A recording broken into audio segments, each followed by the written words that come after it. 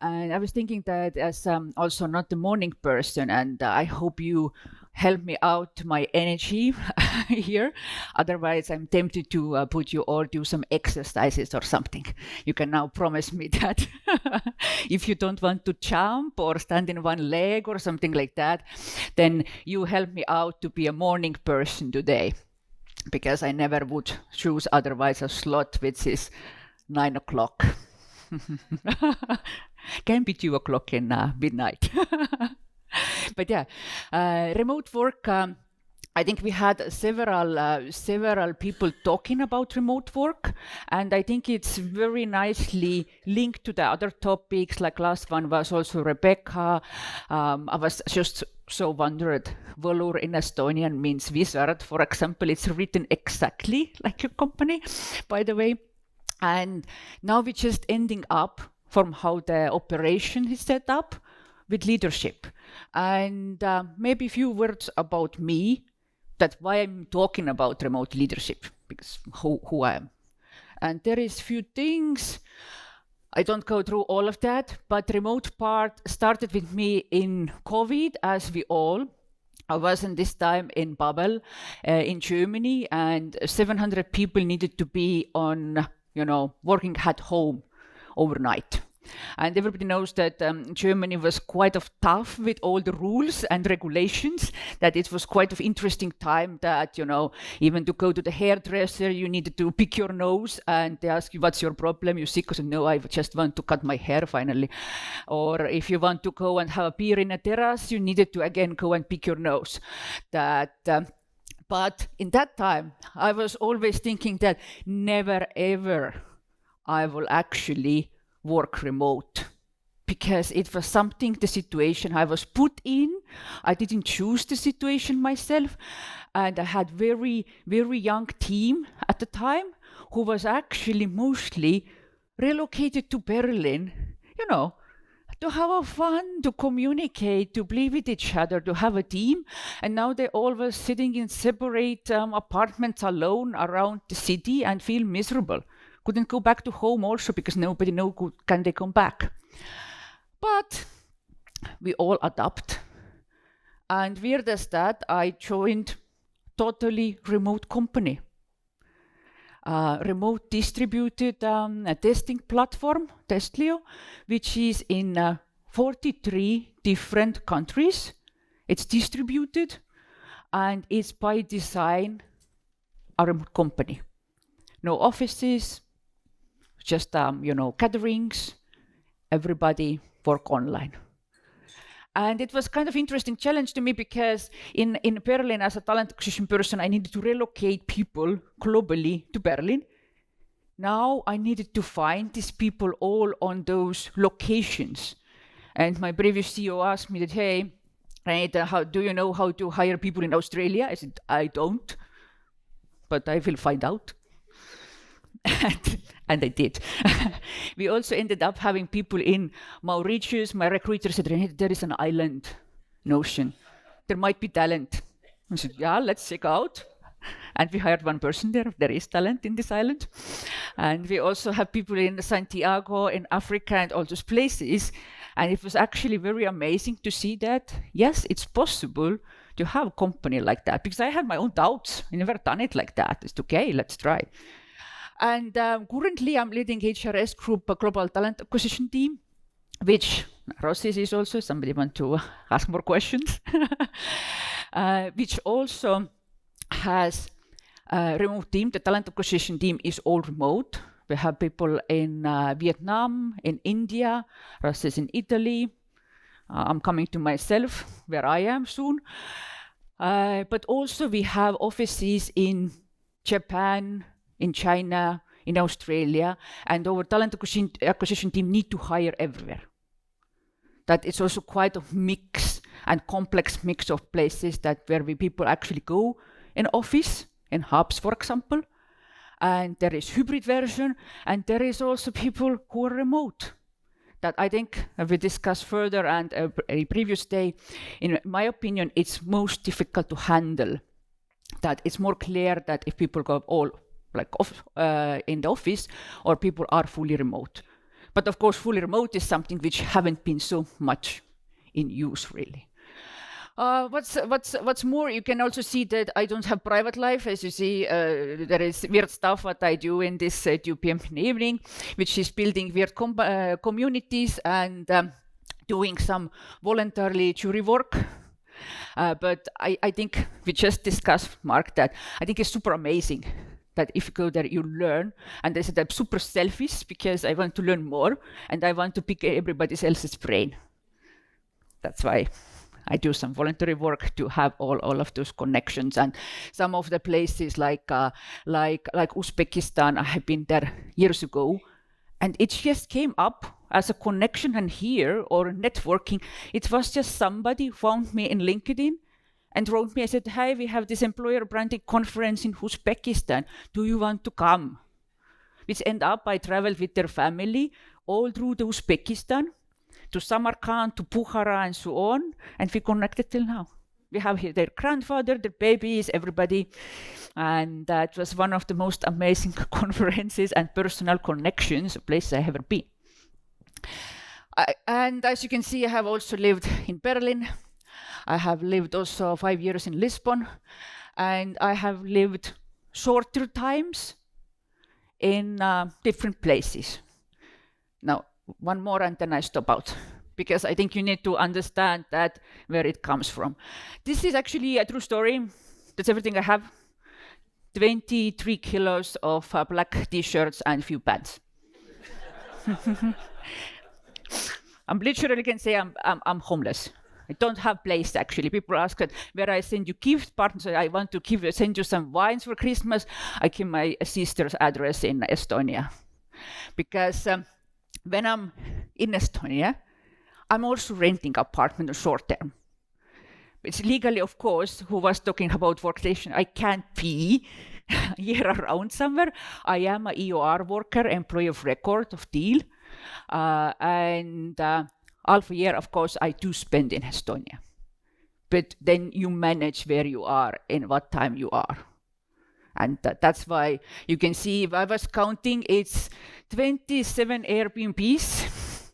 And I'm also very good of, making now furniture of pieces I find on those apartments. And see in the pictures how high is the table. Can I work in that chair? Ask good questions. Do they have internet? How internet? Can you make me proof? I can ask somebody, because you might end up in a place that looks cool and actually need to work next day, and you can't, because maybe your neighbor is having a router and he's booting it at the same time. that be very clear on that. But coming back to the topic, this is where it's end up to have those two things together. To try to really work myself remotely and put in the places and also these challenges, what it comes from, or understand also what it would mean to team to work actually remotely. And it also gives you different, let's say, cultural perspective that you can spend more time in a different countries. What we also discussed, Mark, that it also gives you possibility to go on those communities. Because if I, for example, spend a month in Lisbon or a month in Barcelona, it's not that I'm going there to have a beach time. I also check out who I know in this market, or I check out who would be actually cool contact.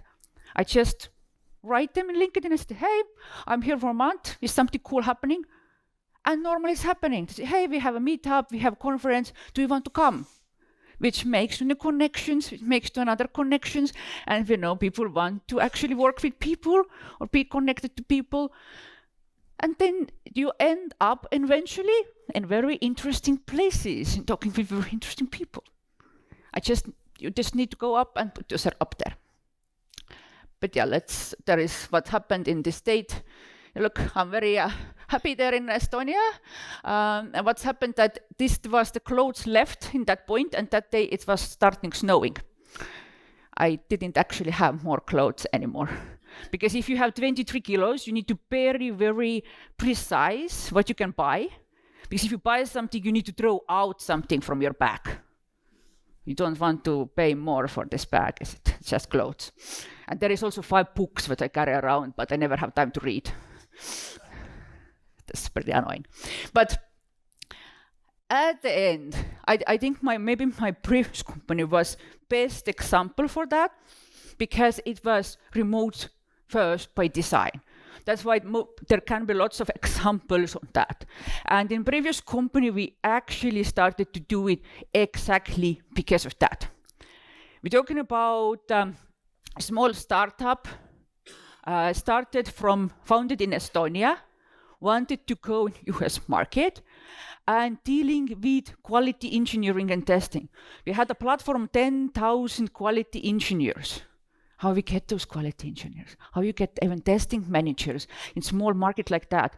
Estonia is only 1,300,000 people country, and only like a good way to actually get talent in engineering. We call it take it from your neighbor strategy. Then you need to have more cash, and then we're breaking our own system because we always overpaying these engineers, is it? And then we're complaining why there's so much and why the salaries are so high. We have created it ourselves. That it was actually a business need. We needed the talent to do the job, we needed to support our clients, we needed to make money at the end. And that's why we thought, okay, why not to try? Maybe the talent is in Africa, maybe it's in Latin America, maybe it's somewhere else, and maybe it's possible. Because in the first we were only, let's say, in 10 countries, but as they let me go loose, we ended up in 43. That is also that if you don't set me a bit of boundaries. But also this is something we're proud of, that we also take this kind of social aspect on that. You also can do lots of good to do that, because there is lots of talent out there who don't have possibilities. And you can actually create them workplaces. And there are lots of talent who can't go to office because maybe they are caretakers. They can actually, as a testers or quality engineers, can work part-time. Maybe they have small children. Maybe they have disabilities. That is also big, like diversity topic. You can do that. And why those jobs need to be exactly on those centers?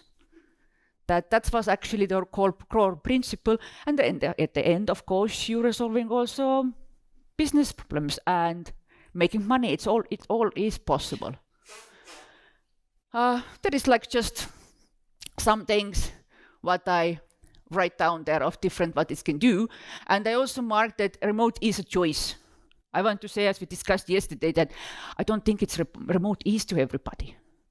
And I think it's remote is very different now. It is not mandatory. It's not COVID. I didn't like that. Sure, it wasn't your choice. I didn't like it either. But now I choose to. And it's very different. And there is companies who it's not suiting.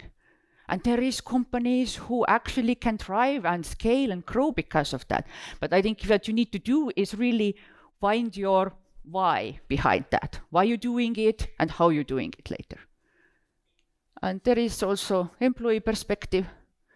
Like I mentioned yesterday, commuting in US was a big thing. We get lots of senior talent or unknown startup because we said, you work where you are, you don't need to commute. Workstation guys were here, like Spain. If I said that I was looking for engineering director remotely, Europe, I get 200 candidates. And let's say 80% qualified.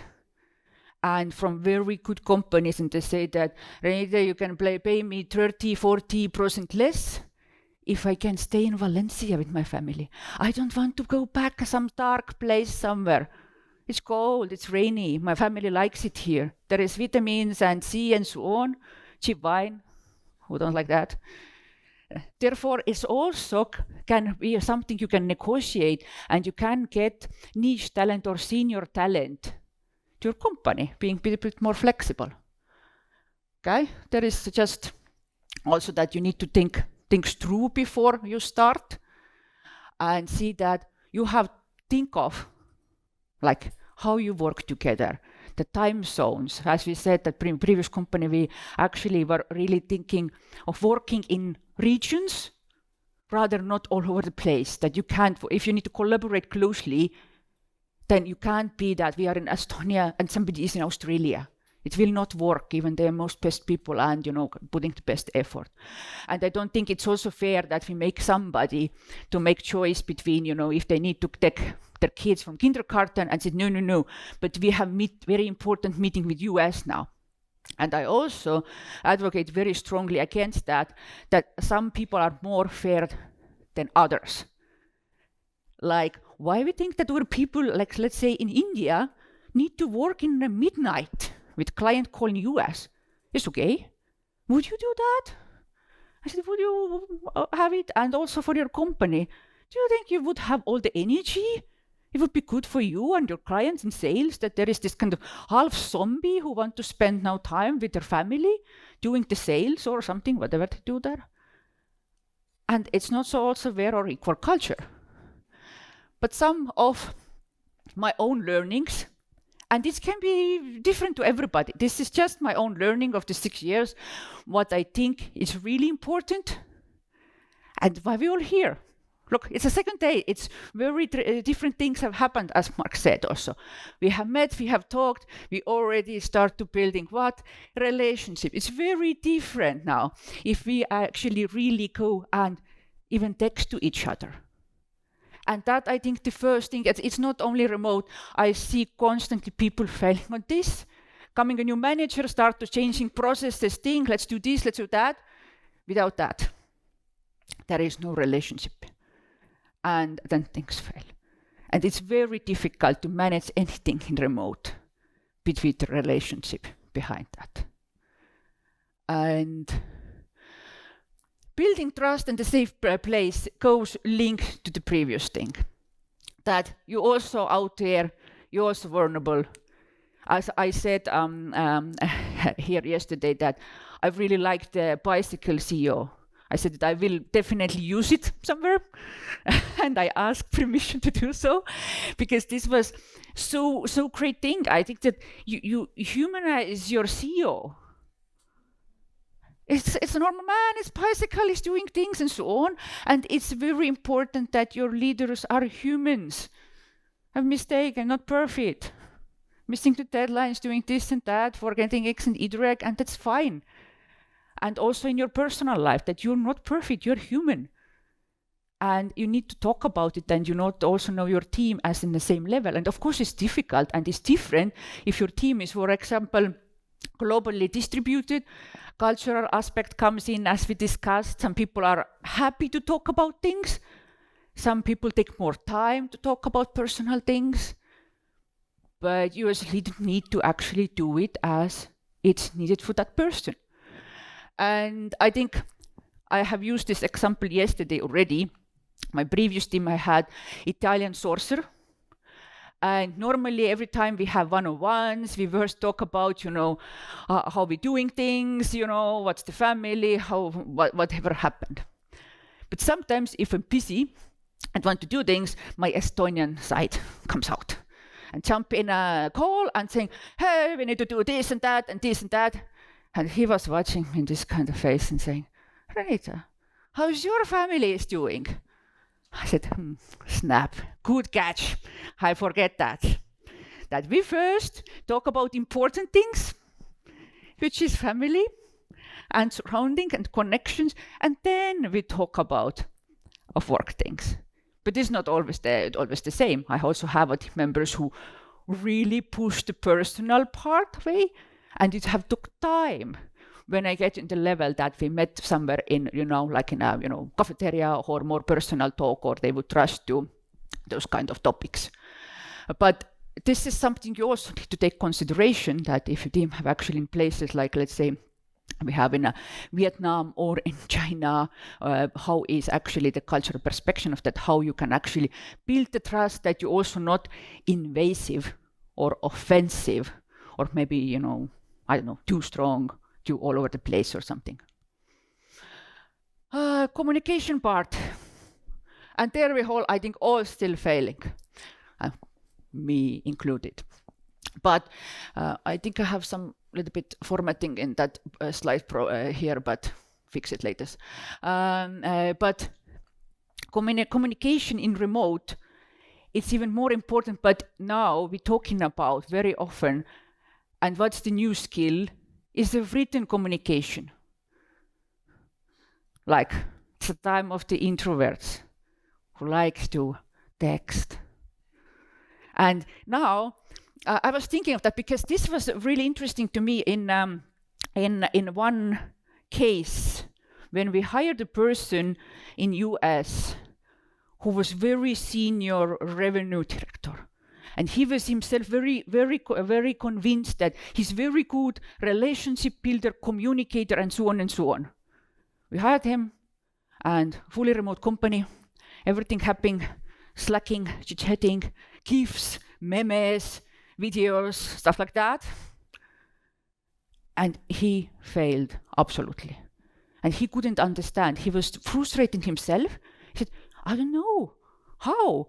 There is, I don't know, 200 names there in Slack. What I do now? Start to send GIFs to everybody? Or how I get a relationship out of that?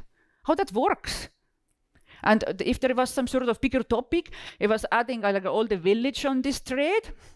Okay, this is a problem. Creating an issue for 4 company to resolve a whole week. Because everybody needs to then explain people who didn't know anything about topic, why we're there and what's there and so on. And I was thinking of this case, and it came out that yes, he was a very good relationship builder. But in office, in person, never did it virtually, remotely. And he didn't know how. And he was very frustrated that he didn't know actually how to do it in a virtual world. Now, the winners who are swimmers are here the ones who actually use lots of, let's say, Facebook, Instagram, chit-chatting, and so on, because it's natural to them. You just take it and put it there, and that's how it works. To just make it also that it needs to be really thought through and intentional, and you need to think also that how you can kind of appear online and not be micromanaging or invasive. Let's put a little bit faster a few things. You need to have also strong vision purpose. And I think this is like leadership comes in them, like, you know, CEO level and so on, that they need to do huge work in here really to create this clearness, why we're there, what we're doing. And I think they need to do times often and different ways, different channels than maybe in a company which is an on-site. Because again, they can't just making a walk around leadership or any of that, not happening. Now you need to think of how you're doing walk around leadership in virtual ways. How that works. I go over the pro tips because you get the slides all and have a little bit less time, but you have more content here what you can actually use later on. We already talked about also to manage yourself as a leader. I think everybody needs to a little bit think through that, how you're managing as a remote leader. And for me, it's not actually do the same things, that really we were dropped in a COVID case to situation everybody need to somehow swim and, you know, wing it. But I'm just feeling that lots of cases it's still there. Try to swim and wing it and not really like learn how to really do it correctly, because there is lots of actually possibilities on, there is books, there is webinars on how I can do it better in remote first. And I don't know, somehow it's thought that it's some sort of natural thing, that you don't just, you know, need to learn it, that you just do the same thing what you do in office and it works. And very often that's the main cause why it's not working, because you don't say anything and think it somehow comes. And exactly that. I don't know how many of us have nobody ever trained how to be a remote leader. May not. I just try to figure out myself how to do better. And how many managers are out there who are put to lead remote teams with zero experience. and no help to them. And also, I don't think we actually pressed attention to that piece much also in job interviews, when we could actually look into that if they actually really have lead remote teams, and what's the difference there?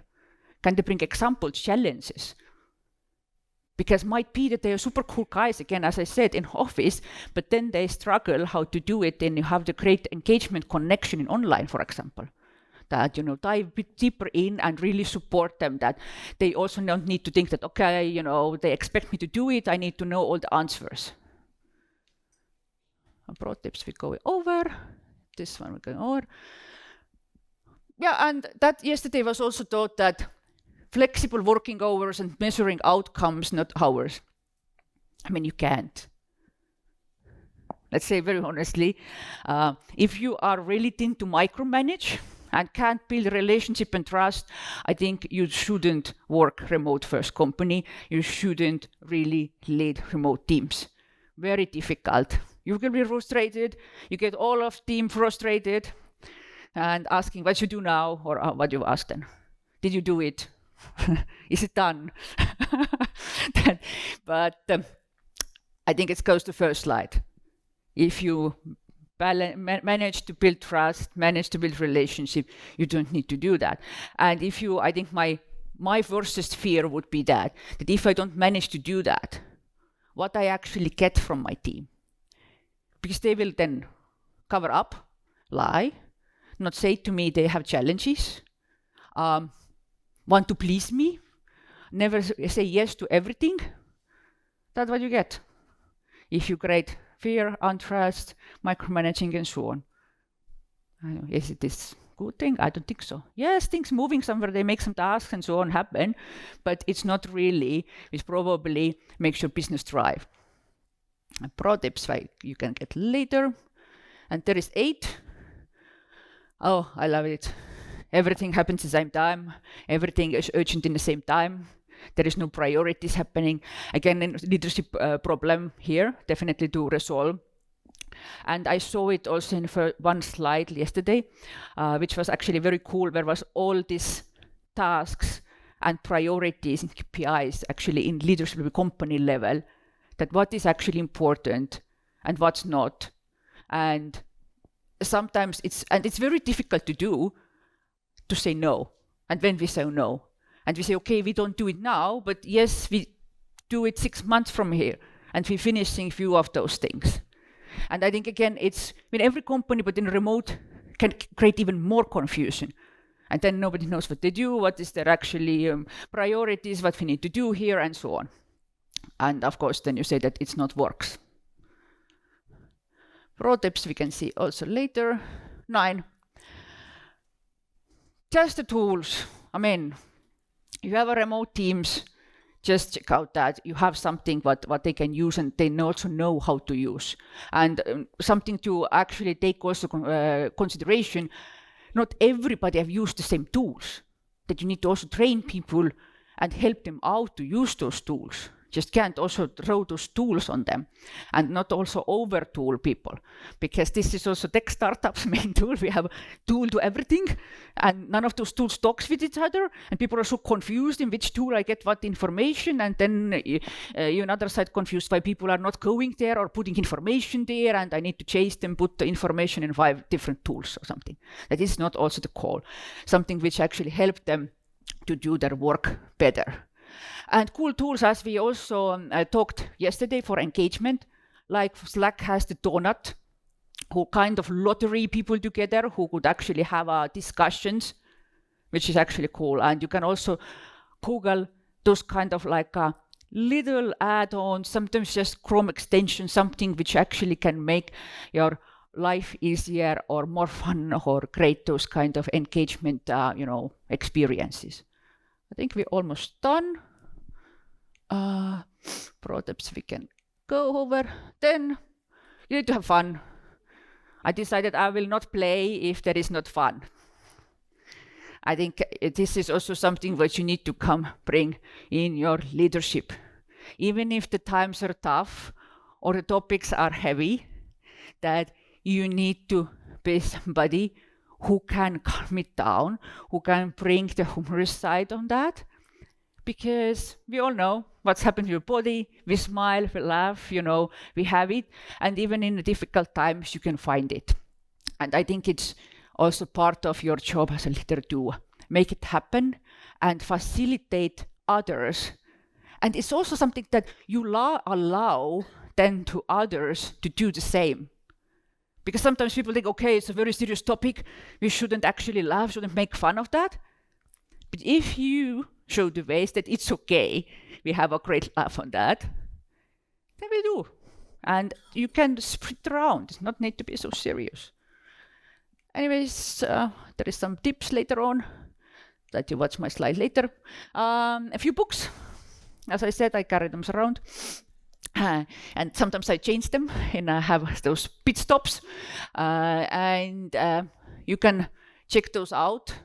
By the way, the guy who wrote the book Running Remote has also his own conference series. Last time it was happening in Lisbon, Portugal, but it's happening now, I don't know the dates, this time for example, in US, in Austin, Texas. But it's this kind of, going around event when they talk only remote work and everything linked to that who is more interested on topic, then please check out and also follow LinkedIn, because there is few cool people who actually really help out every day. Tips, methodology, books, something which actually can figure out how we can, if you decide so, if you would want to explore more, at how to do it better, that the remote version would not fail. But yeah, thank you everybody.